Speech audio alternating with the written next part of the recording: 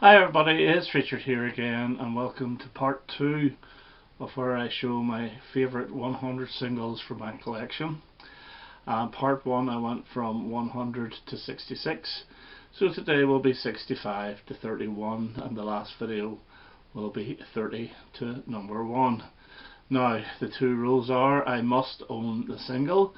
So I said in the last one, if I had Bob Dylan's Just Like a Rolling Stone, it would be in there, but I don't have it, so it's not. And I can only have one song per artist. So let's get going, and at number 65, it is the only Elvis Presley single I actually own, and it's I Just Can't Help Believing from around 1971 or 72 this is. A live recording. I just think it's great. I love the backing vocals. I just like the whole feel of the track, and it would be my favourite Elvis song, along with Marie's the Name of His Latest Flame, but I don't have that, so this gets picked. But absolutely brilliant track from the early 70s. At number 64, and we have Mott the Hoople and Roll Away the Stone, and this came out in late 1973. It features on their Hoople album, and it's just an absolute classic glammy type single. Again, some really good vocals, and also like the little spoken bit 2/3 of the way through. It's an absolutely brilliant track. So Roll Away the Stone gets my number 64. And at number 63 we have the Primitives and Out of Reach. Now, this didn't do as well as the previous single Crash, which is great as well, but I've always preferred this, and it's a slightly different version to the LP version which featured on their debut album Lovely. But this is a really catchy little sort of new wavy girl song. It's absolutely fantastic. Tracy being the lead singer, so that gets my number 63. And at number 62 we have Split Enz and I Got You with Neil Finn, and I believe Tim Finn is also in this band. This is a really good keyboard driven song, and I know when Neil Finn joined Fleetwood Mac, I think it was 2018, to go on tour, Fleetwood Mac actually played this song along with Don't Dream It's Over, but it's an absolute classic track from 1980. And number 61, and I know some people don't like this, but I think it's a masterpiece, and it's Barbra Streisand, Woman in Love, written by Barry and Robin Gibb from the wonderful Guilty album. The B-side of this actually is Run Wild, which is every bit as good. I'm not too sure which one I actually prefer, but her vocals are absolutely amazing in this. She hits such high notes. I'm not a Barbra Streisand fan. I have no interest in any of other work apart from the stuff she did with Barry Gibb, and even the second album she did with him, it wasn't as good, but the Guilty album is brilliant, and this was a #1 hit, and quite deservedly so, in 1980. Be nice to get a picture sleeve in that one. Number 60, and a #1 hit from, I think it's 1987, and it is Always on My Mind by the Pet Shop Boys. I know a lot of people don't like this, but I do love the song. I love Elvis's version as well. I prefer this. Never too keen on Willie Nelson's version, but this is so uplifting. Yes, it is full of keyboards and synths, but it works so well, and it deserved to get to #1. I think it was 87, correct me if I'm wrong, but it's my number 60. At number 59, and a track that didn't do that well, it didn't hit the top 40, and it's the Proclaimers' Sunshine on Leith. It's the second single, I believe, from their second album, the title track, and I think it was the one after I'm Going to Be 500 Miles.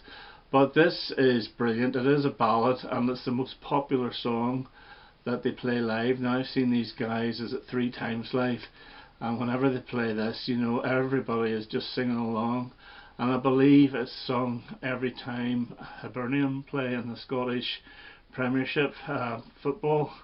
So yeah, absolutely brilliant track, and I guess my number 59.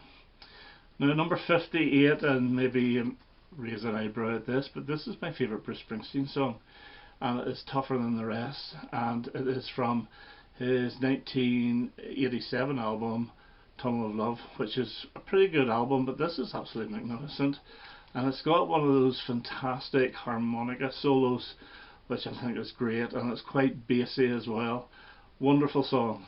The thing about this, whenever this was in the charts, I never liked it at all, but then when I was playing my brother's Tunnel of Love album one time, long after it was a hit, I just thought, God, that is a fantastic track, and it is my favourite Springsteen song, and it's my number 58. At number 57, and a sort of a glam classic from, or a post-glam classic from 1974, and it Sparks, This Town Ain't Big Enough for the Both of Us. Now, I could have picked Amateur Hour, I could have picked Something for the Girl with Everything. There's a lot of Sparks songs I could have picked, but I am picking this one. It is iconic. Maybe it is a little bit overplayed, but the B-side of this is called Barbecuity, which is absolutely magnificent, and it wasn't on the album. So Sparks, from their Come On to My House in 1974, number 2 hit, is my number 57.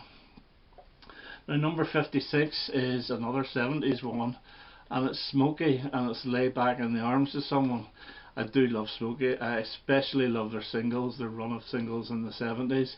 This one I think is from about 1977, and it wasn't on any album. I think it first featured on the Smokey's Greatest Hits, but it's absolutely brilliant, and it was covered, I believe, by Juice Newton, and she does a pretty good version of it.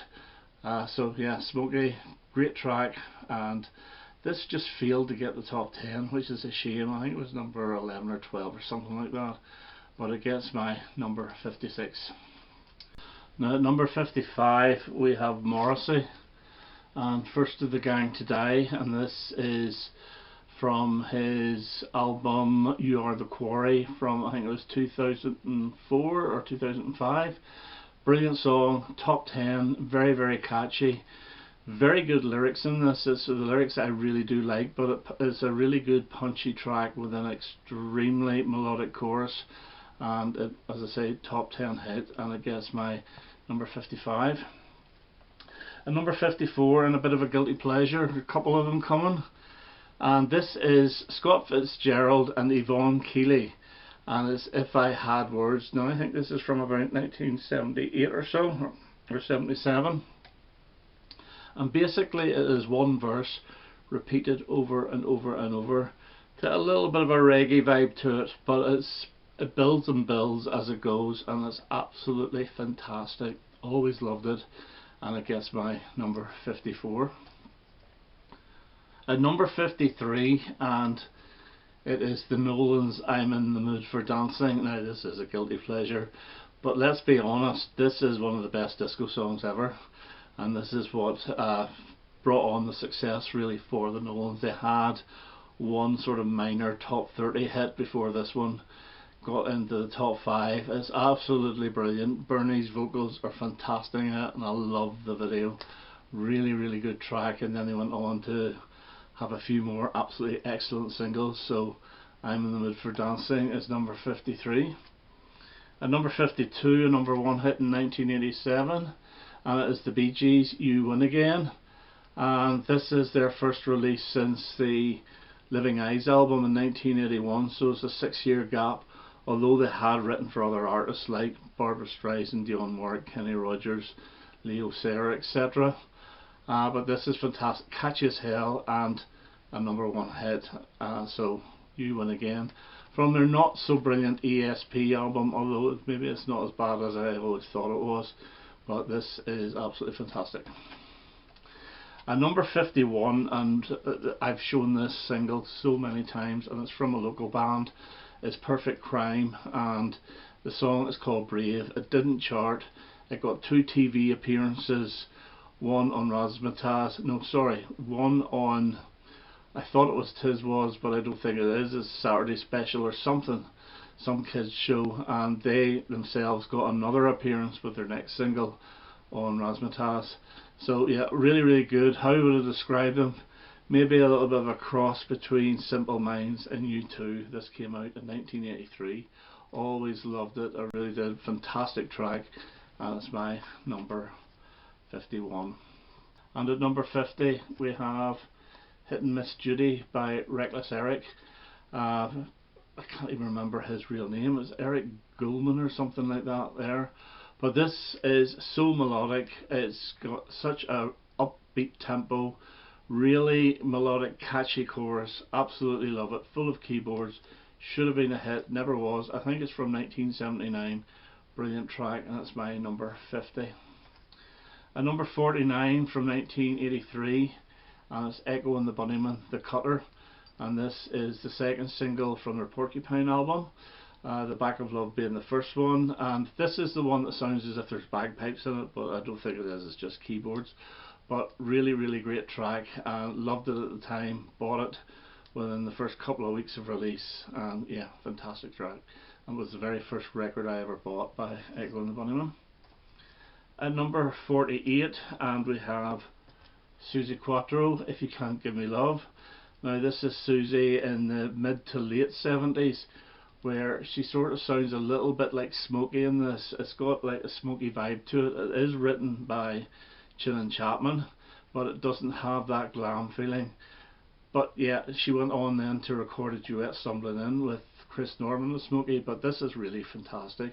It was a choice between this and 48 Crash, and I thought I would give it this for a change, because I usually say 48 Crash. But fantastic track from Suzi Quatro, top 10 hit, and it's my number 48.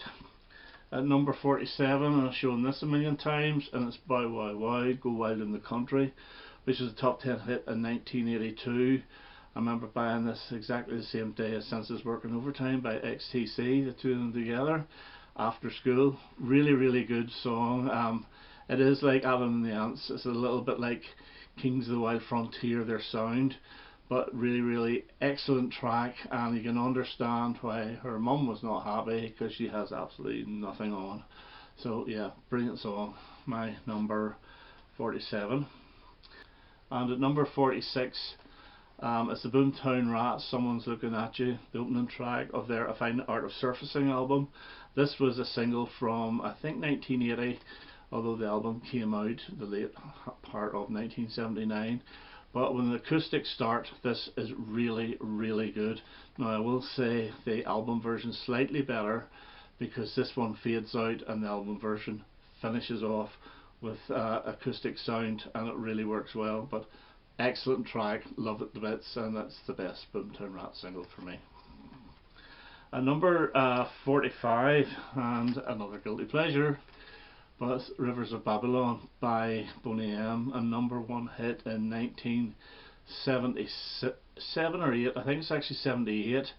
And as this was going down the charts, radio DJ started flipping the single and started playing the B-side, Brown Girl in the Ring, and started going back up the charts again. This is in the top 10 best-selling single because of the combined sales with Brown Girl in the Ring, and yeah, number one hit for seemed like an eternity, but it's absolutely brilliant. Really, really gorgeous song, and it gets my number 45. A number 44, and a beautiful song from 1974, and it is Ralph McTell and Streets of London. And if you just listen to the words in this, you know it's so heartfelt, and it would tear the heart out of you. But it's a beautiful, beautiful song. Now this is a re-recorded version of a track from the late 60s, but it's this version which is the best, because there is backing vocals, there's more instrumentation, and it works so well. I believe this got to number 2 in 1974, and that's my number 44. And at number 43 we have Nick Lowe and Cruel to Be Kind, and this is a track that was recorded as part of, when he was part of Brinsley Schwarz, but it first came out as the B-side of his single Little Hitler. Then he re-recorded it for his Labour of Lust album, released it as a single, and it became quite a big hit, top 20. Absolutely brilliant. You know, if you've heard it, acoustic-y, catchy, really, really good, from 1979. At number 42, and we have Hazel O'Connor and Eighth Day from the Breaking Glass album from 1980. Absolutely brilliant, brilliant video, and yeah, it's very futuristic in look, as you can actually see from the picture sleeve. Really, really excellent, and that gets my number 42. At number 41, and it's Happy Hour by the Housemartins from 1986, with a fantastic video with little plasticine men and all as part of the video. But it's really, really good whenever they all go down the pub for Happy Hour. Really excellent track, catchy as hell, and their best single for me. And I think got to number 3 in the charts, so it's my number 41. At number 40, from 1982, we have Simple Minds and Glittering Prize from their New Gold Dream album. Now this is a single that followed Promise You a Miracle. Love it as well. But I've always loved this track, and this is when Jim Kerr looked a bit weird on it. It's just before they started going like stadium rock with their Waterfront and Speed Your Love to Me and Up on the Catwalk stuff. Really good, and 1982 as I say, and it was a top 20 hit, and love it to bits. Number 40. At number 39, and from 1979, it's the Tourists. So Good to Be Back Home Again, and this is from their album Reality Effect, and it was the follow up to I Only Want to Be With You. This Pete Coombs song is brilliant. It's just so infectious, and it's got a great wee video as well. And obviously Annie Lennox and Dave Stewart would go on to form the Eurythmics a couple of years later. But yeah, excellent track, and I remember this being played at our youth club at the time an awful lot. Fantastic, and it's my number 39. And at number 38, another guilty pleasure, and it's Bucks Fizz and the Land of Make Believe, a #1 hit at the start of 82. It was released just before Christmas in 81, hence the Happy Christmas picture sleeve. Really catchy. The only thing I'm not keen about this is the children's voice at the very end, but I don't care. This was actually co-written by Pete Sinfield from King Crimson, believe it or not. He actually co-wrote a few Bucks Fizz numbers, but yeah, brilliant song. Really good drum beat in this as well, which is what I loved at the time. Now considering I was about 15 at the time, I just thought this was fantastic, and I still love it to bits, and it's my number 38. At 37, and we've got a 60s one, and it's the Beatles and I Feel Fine, and this is their best single in my view. I love the feedback of the guitar at the start. I just think it's a really good track, and I really think that somebody like the Ramones or a punk band could do a good job in this. It's that sort of song, and it races on brilliantly, and as I say, it's my favourite Beatles single at 37.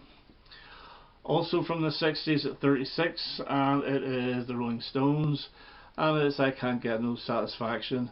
Yes, it has been overplayed, but not by me. I still love it. I really do. And this, if you think about the lyrics in this are completely different to the lyrics of what anybody was doing apart from Bob Dylan, and I think that's what really elevates this as well, because it's just a basic riff, but it works so well. And then at number 35, another 60s one, and this time it's the Kinks, and it's Dedicated Follower of Fashion. And yeah, another really catchy track, and it's a really good sing-along chorus as well. And this wasn't on any album. It's around the time of the King controversy, but never got on. What a brilliant track, and it's my number 35. And at number 34, we have Dire Straits and Romeo and Juliet, and this is the top 10 hit from their 1980 album Making Movies. Acoustic track, little bits of electric guitar near the end, very good sing-along chorus, really good, excellent video as well. So I guess my number 34. And at number 33 we have Donna Summer and I Feel Love, the classic from 1977, which nothing sounded like this until whenever this came out. Absolutely wonderful. It is a disco track, but it's very electronic as well, so excellent song, and it's been remixed so many times, but the original is still the best. So Donna Summer, I Feel Love at 33. And at 32, a big #1 hit for Wizzard in 1973, and it's See My Baby Jive, and this has got everything in it, including the kitchen sink. Brilliant glam rock track. It's actually quite long, it's nearly 5 minutes long as well, but yeah, full of brass, full of everything. It's almost like a full Spectre production. And funny enough, the next single, Angel Fingers, was very similar in sound, and whenever the album came out it was almost prog rock, which was nothing like the singles, although the album's not bad, nothing like these brilliant singles. And this is my number 32, See My Baby Jive. And the last for today at number 31, and it is Squeeze and Another Nail in My Heart. and this is the first single from their 1980 album Argy Bargy. Top 20 hit. Should have been much higher. It should have been a top 5 without a doubt. It does have one of the most infectious choruses out, but in the middle of it there is a guitar solo which is unbelievably good, and I absolutely love it. And again, it's not a bad video. So Squeeze, Another Nail in My Heart, gets my number 31. Okay, so that's part 2 of my 100 favourite singles from my collection. I hope you enjoyed that. And the next one, the final part, will be numbers 30 to number 1. So until then, all the best now. Bye bye.